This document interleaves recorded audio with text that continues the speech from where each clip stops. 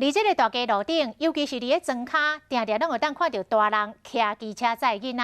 有诶像拄则安尼，互囡仔徛伫咧机车诶骹踏；有诶是用爱筋甲囡仔爱呢诶行程，这拢真危险。只要去压着、弄着囡仔，拢会真食力。到底骑机车要安怎载囡仔才安全呢？来看咱的报道。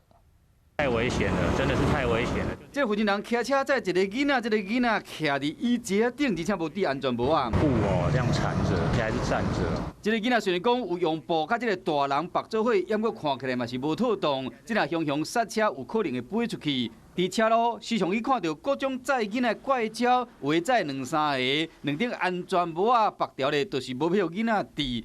上接看到的就是好囡仔徛伫乌托邦骹踏板顶面。 阿姨，你以前也是用机车椅的？对呀、对呀，这样子啊比较固定啊。比较方便，小孩子不会动来动去的。要用爱筋将囡仔爱你头前的。第一时间你可以抱住他蹲下，你就自己受伤，他小朋友没事啊。囡仔骑车嘛真危险，迄若海伤大下，有可能伤到囡仔颔骨啊甲头。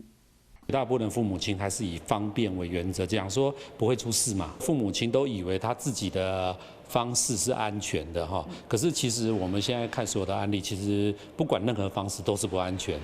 桥倒摆唔是袂使载囡仔，是要用安全的方式去载，像讲到固定式安全椅啊，也是用儿童专用的安全带，就是互囡仔安安稳稳甲大人固定做伙，桥倒摆上路，才有达到保护的效果。